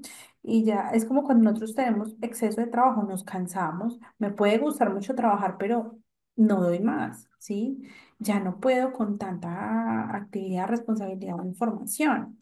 A eso también se exponen nuestros niños, ¿sí? Cuando les exigimos demasiado, va a llegar un punto donde van a perder su interés y van a canalizar sus procesos desde otro punto. Por eso todo tiene que ser como tan equiparado y lo hablábamos hace un momento, actividad física, la necesitamos. Entonces no quiere decir que solamente me voy a enfocar en actividades cognitivas o intelectuales, no, porque mi cuerpo necesita también otros espacios. Entonces dentro de mi rutina diaria yo puedo tener estas y estas actividades. Yo creo que si nosotros solo nos dedicamos a ser padres, nos vamos a agotar. Si solo nos dedicamos a ser trabajadores, nos vamos a agotar y nos vamos a aburrir porque por más agradable que sea nuestro trabajo y nos guste nuestra profesión, trabajar es complejo y por eso nos pagan, ¿sí? Pasa lo mismo con los niños. Si yo los saturo desde una actividad en específica, el niño va a llegar a un punto donde va a decir, hey, no más. De pronto en sus edades iniciales no lo hace porque no tiene aún como el criterio o la posibilidad de decisión, pero en la medida que va creciendo, va tomando decisiones y va diciendo, no, esto ya no me gusta, yo no quiero hacer esto, quiero hacer otro tipo de cosas. Entonces, la intención es todo de manera paulatina, nada impuesto, nada forzado, todo desde una repartición igualitaria. ¿M? Entonces, también lo hemos hablado. Necesito compartir con personas, entonces, escenarios sociales. Necesito compartir con mi familia, escenarios familiares. Todo equilibrado va a generar un muy buen desarrollo en la persona. Y lo mismo nosotros como adultos, ¿sí? Si yo tengo mi parte emocional estable, si mis procesos laborales están bien, si mi vida social está bien, si mi actividad física está bien, yo voy a estar bien en las diferentes áreas de mi desarrollo. Ejemplo, yo, Andrea. Cuando yo en mi rutina diaria, yo no hago mi actividad física, que de hecho la necesito por un proceso médico, algo de salud que tengo, pero si no la hago, yo ese día me siento cansada, me siento agotada y si adicional por temas laborales a veces alcanzo a ausentarme de mi actividad física 3 días, yo me siento colapsada. ¿Sí? Porque siento que no solo puedo trabajar, porque siento que no solo puedo ser ama de casa, porque siento que no solo puedo ser mamá, que también necesito mis espacios, ¿sí? Entonces nosotros ya vamos a eligiendo y vamos estructurándonos. Ahí es importante los hábitos, la organización que nosotros tengamos y lo hemos visto alrededor de todo este proceso. Nuestro sistema y nuestra mente humana es capaz de todo, pero también hay que mirar de qué manera vamos llegando a cada una de esas posibilidades. Lina,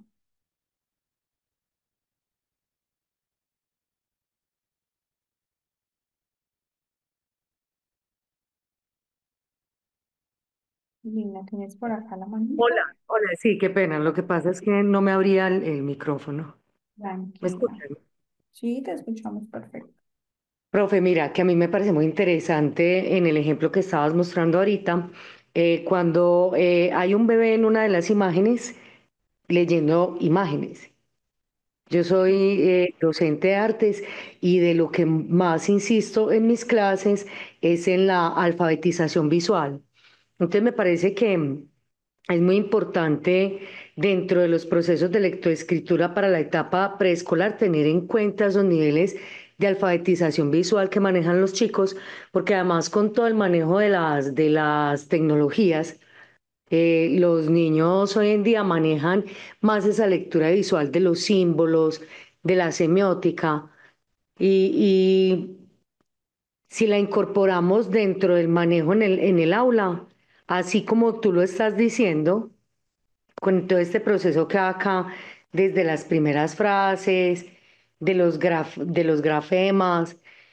Entonces, teniendo en cuenta ese contexto de alfabetización visual que pueden tener los niños, yo opinaría o aprovecharía esta oportunidad para decir que todo lo que estás diciendo es muy importante, preciso por eso, porque nunca buscamos como esas habilidades que tienen los niños que traen de la casa.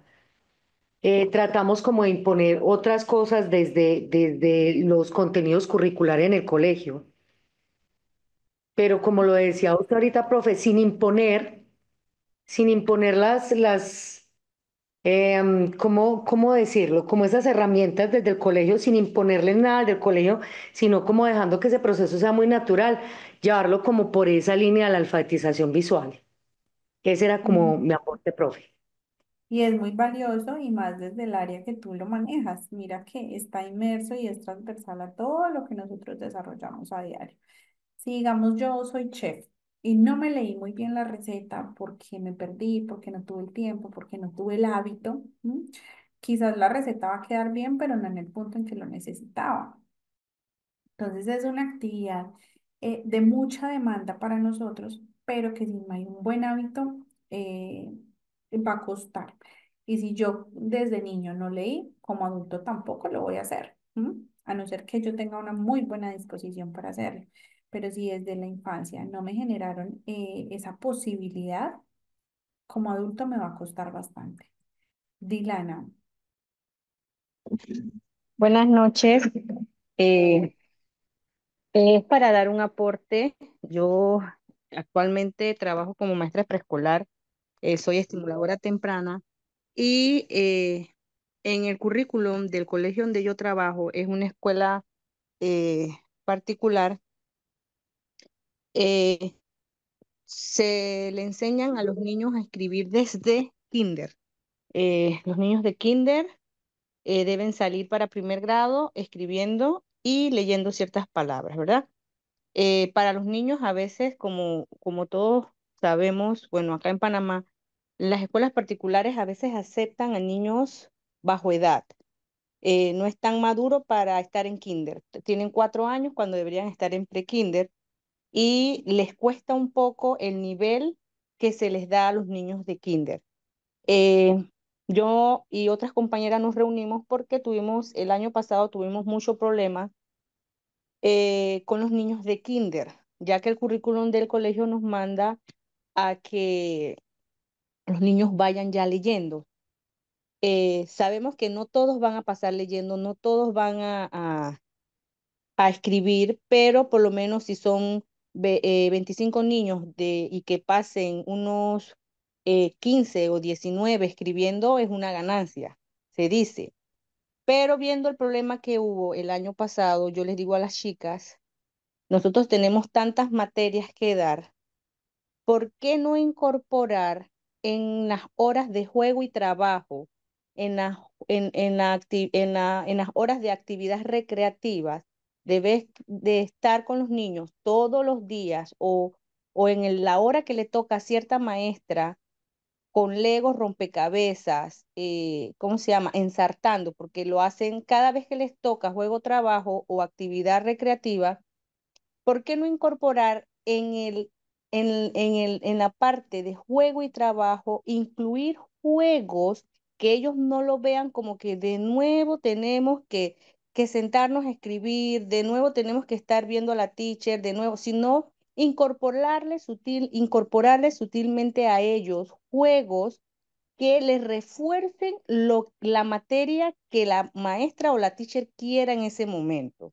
Por ejemplo, si la maestra, vamos a poner que sea la teacher de inglés, está dando el alfabeto, pero lo está introduciendo y vamos a poner que es de la A a la D. El niño en 2 o 3 semanas debe reconocerlo y debe escribirlo. Vamos a poner que esa sea la meta de la teacher de inglés en ese momento. Pero no todos los días en el horario ella va a dar esa materia y no todos los días que le toque va a estar con los niños sentados haciendo plana, porque los niños se cansan de hacer plana. Entonces, hay tantos métodos que podemos introducirle a los niños para que ellos no solamente lo vean como que, ay, el cuaderno y el lápiz, ay, el cuaderno y el lápiz, sino que también ellos puedan jugar, darle cartas, hacer juegos donde ellos estén jugando sin darse cuenta que se están aprendiendo o reforzando lo que ya la teacher les ha dado. Eh, por ejemplo, hoy una clase que tuvimos, el alfabeto era la A, la teacher, vamos a poner de phonics, estaba dando la A y la B, pero la teacher de reading también está dando la A y la B. Como hay que reforzarle, no podemos, si la teacher ya puso escribirlo, la otra no puede volver a poner a los niños a escribir. O sea, tiene que incorporar otro método. Vamos a hacerlo con masilla. Vamos a armar con los palitos de paleta. Vamos a ver quién hace la letra A. Ellos no se están dando cuenta que están reforzando lo mismo que le dijo la otra teacher y les es más fácil a ellos cuando venga la teacher o de español y les dé la misma clase, ya ellos saben cuál es la letra y cómo se escribe.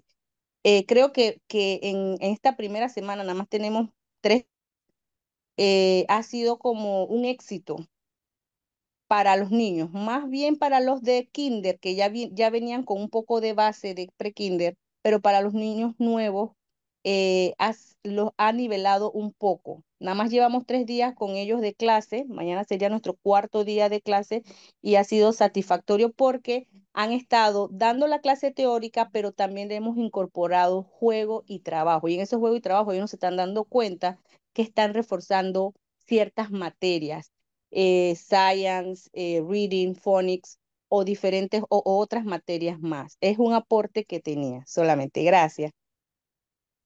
Dilana, muchas gracias porque tu aporte es totalmente valioso. Mira lo que tú dices allí, estamos transversalizando. Entonces, cuando yo transversalizo es mucho más fácil. Si la profe de inglés está haciendo esto, si la profe de matemáticas está hablando sobre aquello, por eso hay planes de aula. De hecho, por eso vamos a hablar de currículo, porque si todo está bien estipulado y organizado, pues va a tener un significado un poco mayor en el proceso, va a tener una organización y voy a estar hablando de todo en diferentes áreas y voy a estar aportando hacia todo desde eso específico que yo estoy desarrollando. Por aquí hay varias preguntitas en el chat, ¿sí? Yo sé que es un tema de mucha controversia para nosotros, que nos llama muchísimo la atención, porque la lectura y la escritura es un mundo maravilloso. Entonces vamos a mirar a ver por acá algunas preguntitas que hay. Eh, por acá dice... A ver, que yo había visto por acá algunas preguntas. Dice por aquí, desde su experiencia o conocimiento, ¿podría darnos ejemplos precisos para ayudar a niños de cuarto y quinto grado a mejorar la lectura y la escritura? Mira, Flor, digamos que no hay una estrategia específica, ¿sí? Porque lo que le sirve a un niño no le va a servir al otro. Lo que es importante entender es que yo tengo que hacer una lectura de mi escenario educativo. Si yo sé que les gusta a mis niños, entonces sobre eso yo voy a trabajar. Juegos y actividades hay un montón, ¿sí? Lo importante es yo establecer una muy buena estrategia. Entonces voy a generar hábitos de lectura a partir de en tal momento del día. No lo voy a generar como una rutina, lo voy a generar como un hábito. Entonces no siempre voy a generar la lectura en el primer momento del día, sino que un día la voy a hacer en la primera hora, otro día la voy a hacer al final, este día voy a hacer lectura dirigida, o sea, yo este otro día voy a hacer una lectura en tren y los voy a involucrar, otro día voy a crear una historia en clase a partir de solamente imágenes, ¿sí? Yo puedo buscar un sinfín de estrategias para lograrlo. Puedo colocar palabras para yo complementar letras que le hagan falta, puedo jugar en grupo a crear palabras con algunas letras que yo les dé, ¿sí? A crearle significado e importancia a los procesos.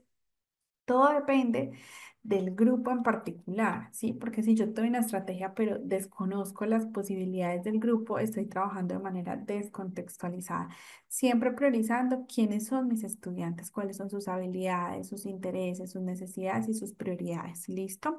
Hay unas, digamos, el modelo de lectura global, a mí en particular me parece espectacular, ¿m? Porque el niño va empezando a identificar el todo y va trabajando especificidades. Lo hablo nuevamente desde mi experiencia personal. Mi hija, ella empezó con todo su proceso de lectura global a partir de su nombre, ¿sí? Y a partir de su nombre, ella identifica las letras de su nombre y va diciendo, ay, mamá, con esta letra se escribe tal cosa, esta letra es tal, ay, mamá, mírala. Y a veces me señalan algunas partes. Y lo que hemos hecho es generarle como un proceso adicional desde lo que ella busca. Hay días en que ella me pregunta un montón de cosas y yo así como ella me pregunta, así yo le respondo. Hay días en que ni pregunta y yo ni siquiera se lo trabajo. Y en su grado, en el grado en el que ella está, todavía no están haciendo ese tipo de procesos. Y por ejemplo, la profe manda actividades eventualmente. Y a veces lo que ella manda, lo que envían es escribir una frase, una palabra, y ella lo hace. Y una vez la profe me dijo, mamá, ¿eso lo hace ella? Yo le dije, sí, profesor, lo hace ella. Realmente yo no hago las tareas de mi hija, porque si no, no me parecería pues nada como agradable que yo como mamá le tenga que hacer el trabajo a ella. Prefiero no hacerlo. Ella me decía, mira, qué bien escribe, qué eso. Y yo parto de la necesidad de ella, ¿sí? De los gustos e intereses. De ahí para allá no fuerzo absolutamente nada.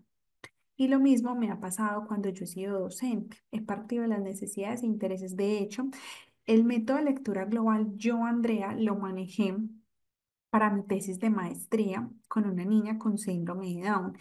Ella tenía 9 años y estaba en primero, ¿sí? No tenía ningún proceso ni de lectura ni de escritura, su motricidad era totalmente compleja y empecé yo alrededor de 6 meses a trabajar inicialmente todo lo que tenía que ver con motricidad fina y motricidad gruesa, a trabajar un poco de acercamiento a texturas porque no le gustaban. Los materiales los cogía, los tiraba. Era muy complejo que ella durara en una actividad.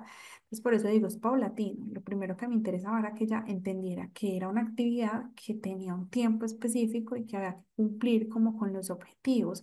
Era muy visual y yo le hacía agendas visuales. Mira, ya hicimos esta actividad, quedó ok, vámonos por esta segunda actividad. Y de esa manera lo fui logrando con ella, ¿sí? Ya después, me interesé porque mi maestría es en psicopedagogía. Yo decía, me gusta el lenguaje, vamos a trabajarlo con ella y me voy por el método de lectura global, voy a trabajar con bits de lectura, voy a trabajar asociación de palabras e imágenes y empecé. Ella logró hacer muchos procesos, ¿sí? Muchísimos, que no tenía en su estructura desde tiempos anteriores porque en su escolarización no había tenido un proceso fructífero, pero fue porque yo leí cuáles eran esas necesidades y esos intereses de ella, ¿sí? Y llegamos a hacer unas lecturas de frases. Y eso era un logro total en el tiempo en que ella lo estaba haciendo, ¿sí? Pero me basé sobre todo en ella, la leí totalmente para yo poder actuar, porque métodos hay muchos, ¿sí? Estrategias hay un millón, también parte de lo que yo pueda crear, pero todo depende de a quién estoy yo atendiendo en un momento específico. Acá nos dice que hay que respetar el ritmo y estilo, muy claro, muy cierto. Olga dice, mi hija tiene 11 años con déficit de atención y no le gusta leer. Claro, acá hay una connotación, Olga, tiene déficit de atención. Entonces, generar una actividad que requiere atención no le va a gustar. Hay que empezar a mirar de qué manera le puede gustar. Si los libros álbum, si los libros con sonidos, si la lectura narrativa tuya, si historias muy cortas, ¿sí? Y empezar a generar el hábito poco a poco. Ya tiene 11 años, digamos que su estructura mental puede estar avanzadita alrededor de unos 9 o 8 añitos y ya puede empezar. Hay que mirar qué le gusta, por ejemplo, y sobre lo que le gusta, buscarle textos, ir a comprar con ella libros, llevarla a una biblioteca, ¿sí? Empezar a hacer un acercamiento a la lectura hace parte de todo el proceso, desconociendo un poco, pues, como tal el contexto. Mm,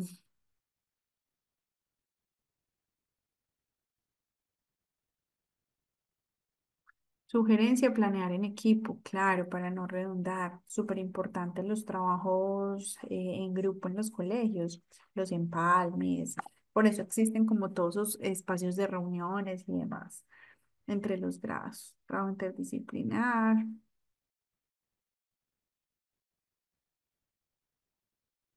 Claro, cuando tienen grupos tan grandes es muy complejo. Es de verdad que los maestros somos yo no sé cuál será el nombre y el título, pero es bastante complejo cuando yo tengo inclusive más de 15 estudiantes en aula. Es muy difícil porque no hay una personalización de la enseñanza, porque yo si leo 10 mundos, no leo 20 ni 30. Es bien difícil. No quiere decir que no se pueda lograr, sí se logra, pero los resultados no son los mismos. Bien, vamos entonces a continuar. Lectoescritura en la etapa primaria. Ya hablamos un poco más de independencia, de autonomía, ¿sí? Hablamos de lectura y escritura particularmente, entonces aquí ya se evoca todo lo que tiene que ver con la codificación y decodificación de signos y símbolos. Hablamos de la habilidad fonética, cuando ya empiezas el proceso de lectura, ¿sí? Y hay un estilo, perdón, hay un método de lectura que es fonético, ¿sí? Se basa 100% en la fonética. Entonces hay que trabajar muchísimo el sonido de las vocales y de las consonantes, que a veces a los niños les cuesta. Más que todo por esa parte familiar y contextual, de cómo le hable la familia, depende del desarrollo del lenguaje del niño. Hablamos de lecturas y estructuras simples, frases, algunos parrafitos muy cortos. Empezamos a hacer todo ese proceso de copiar y escribir, de hacer esas transcripciones. Eso no es malo, ¿sí? Que yo tenga que copiar y escribir en el cuaderno no es malo. Que yo haga dictados tampoco es malo. Malo es que yo exceda, ¿m? Que un profesor nos ponga a escribir una cantidad de hojas al día algo básico en donde a mí se me va a quedar, ¿sí? Porque yo estoy haciendo ese ejercicio de leer, memorizo, escribo, ¿sí? Eso va a servir para la estructura cognitiva. Y otra cosa es cuando yo escribo más de 2, 3, 4, 5 hojas al día. Eso sí ya no es ni ético, ni pedagógico, ni asertivo.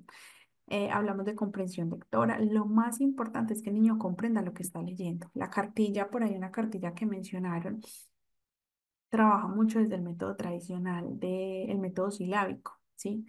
Entonces, mi mamá me ama. El niño dura como 3 años escribiendo esa frase y nunca ha podido entender cuál es el significado de la frase. Lo más importante es que el niño entienda qué es lo que está leyendo, ¿cierto? Y continúa a ello, hablamos de exploración de la imaginación. Allí también empezamos en la primaria con mitos, leyendas, la poesía, la carta, diferentes modelos de lectura y escritura. Y esto nos da una comprensión un poco más amplia de todos estos ejercicios. ¿Listo? Y finalmente hablamos de la lectoescritura en la etapa de la adolescencia, una etapa muy retadora en donde claramente la población que tenemos en este momento no le interesa en su gran mayoría realizar este tipo de procesos porque la inmediatez, las tecnologías, ¿sí? impiden que el niño haga lecturas. Es más fácil hacer una lectura de una red social por más de una hora, estar allí consumiendo redes sociales, que haciendo una lectura de 3, 4, hasta 5 hojitas de un libro. Ese es como el reto, ¿sí? Entonces ya hablamos de que en esta etapa pues hay unas habilidades avanzadas, claramente, ¿sí? Pero hay que empezar a trabajar por esos hábitos de lectura. Y esos hábitos no solamente los logra el colegio, ¿no? Que eso también es algo importante tener nosotros en cuenta. Yo no puedo imponer cosas desde el aula escolar cuando desde casa no hay ese tipo de hábitos. Entonces estoy trabajando solo, ¿sí? Y el niño lo va a hacer por cumplirme y no por gusto, por placer, porque leer es un gusto y es un placer, ¿sí? Cuando yo leo, yo digo, uy, miran esto, ay, qué bueno saber de esto, ¿cierto? Hablamos de la comprensión de obras literarias. Por lo general en estas etapas se hacen lecturas de obras, ¿sí? Y muy interesante que uno tenga en su estructura mental esa lectura de obras. Eso abre muchísimo la mente, las posibilidades de desarrollo, la comprensión.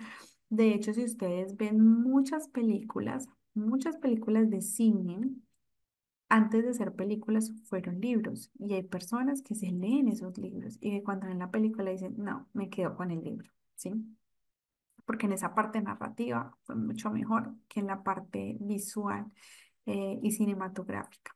Hablamos de una revisión crítica, de lecturas de estructuras simples y de medios de expresión. Recordemos que ya en el bachiller el niño va generando, sí, como esa ideación hacia ciertas profesiones y demás. Entonces también garantizar que hagan una muy buena elección. Y en toda profesión hay que leer. El médico tiene que leer. El comunicador social tiene que leer. El farmacéutico tiene que leer. Todas las profesiones deben de generar una lectura y masiva. No es una lectura corta, es una lectura masiva. ¿Listo? Y acá vemos cuáles son las etapas de la escritura. Entonces hablamos de la etapa primitiva, ¿sí? Que es lo primero que genera el niño, esos trazos desordenados, desorganizados, ¿sí? Pero que son necesarios. Hablamos de la etapa presilábica, cuando empiezan a hacer como alguna asociación de sílabas. Hablamos de la etapa silábica, que es cuando ya son capaces de organizar una sílaba. Hablamos de la etapa silábica alfabética y finalmente de la etapa alfabética. ¿Listo? Entonces aquí tenemos la división de estos procesos. Etapa primitiva se da alrededor de los 3 y 4 años, en donde priman los garabatos, símbolos o dibujos. ¿Listo? Fuerte esa etapa, hay que estimularla, hay que trabajarla, hay que darle vida, hay que darle lugar para poder que se vaya desarrollando. De los garabatos, del trazo, del símbolo, del signo, del dibujo, es de lo que va a depender también ese proceso de escritura como tal. Entonces hay que permitir que el niño también observe diferentes textos y demás, palabras, composiciones escritas, para que él pueda, a partir de ese ejemplo, poder elaborar sus propias obras literarias. Etapa presilábica, se da alrededor de los 4 y 5 años. Ya aquí el niño entiende que hay una cantidad de letras que componen lo que nosotros vemos en todos los escenarios de nuestra vida y que hay que empezar a trabajar por entender cuáles son para poder generar un proceso de escritura y que la persona que vaya a mirar lo que yo escribo pues tenga algún significado. En la etapa silábica ya identifica, ¿cierto? Que hay una relación entre sonido, ¿sí? Y escritura, que hay unas letras que suenan de una manera y hay otras que suenan de otras, esto se da de los 5 a los 6 años, ¿sí? Y empiezan a generar tanto una relación de la letra suelta como una relación quizás de una letra en complemento que tiene que ver con esa etapa silábica. La etapa silábica se da entre los 6 a los 7 años, ¿sí? Y se da como un acercamiento al proceso alfabético.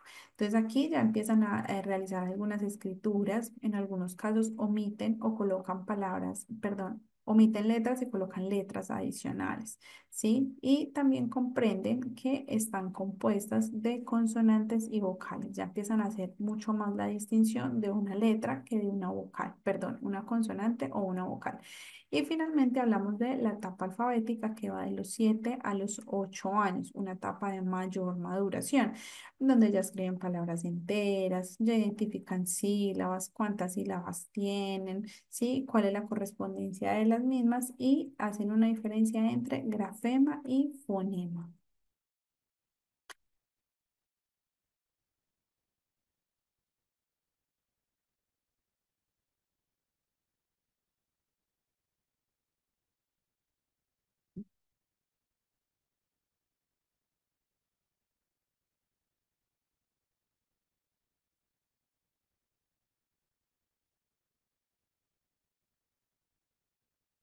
Vamos a que estamos haciendo esta y darle dirección. Listo, Cristi. La diapositiva no está cambiando, no está pasando la presentación.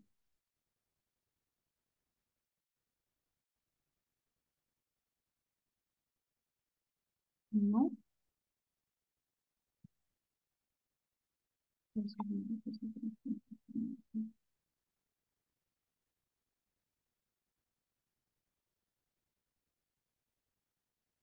Aquí sí me miran. Aquí estamos en la pantalla.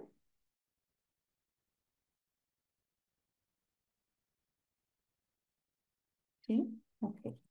No los había leído. Entonces aquí tenemos las diferentes etapas del proceso de escritura. ¿Cómo lo logramos? A partir del movimiento, cómo lo logramos a partir del trabajo de la motricidad gruesa inicialmente para ir aportando a la motricidad fina. ¿Listo? Y finalmente, chicos, entonces pasamos por las etapas de la lectura.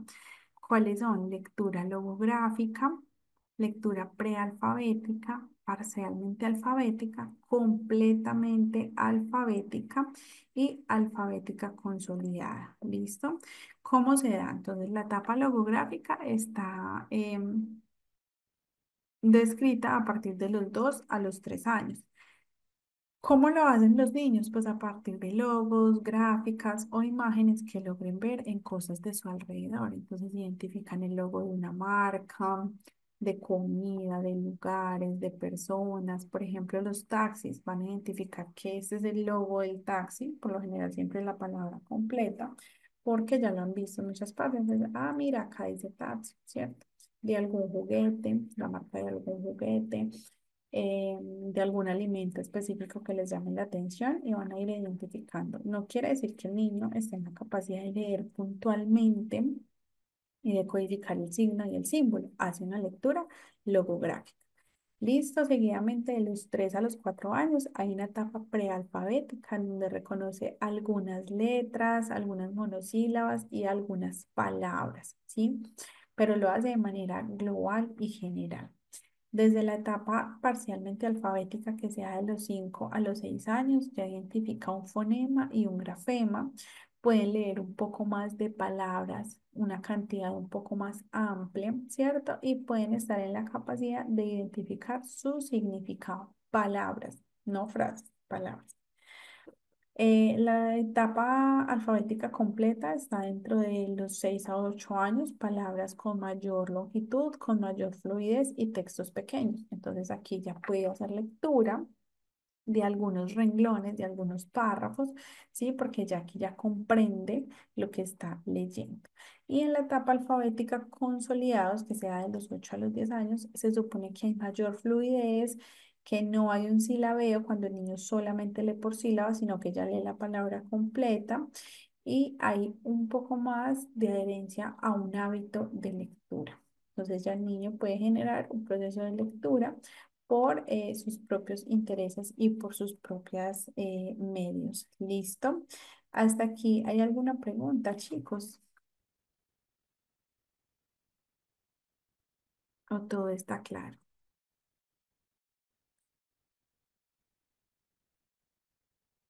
Fernando.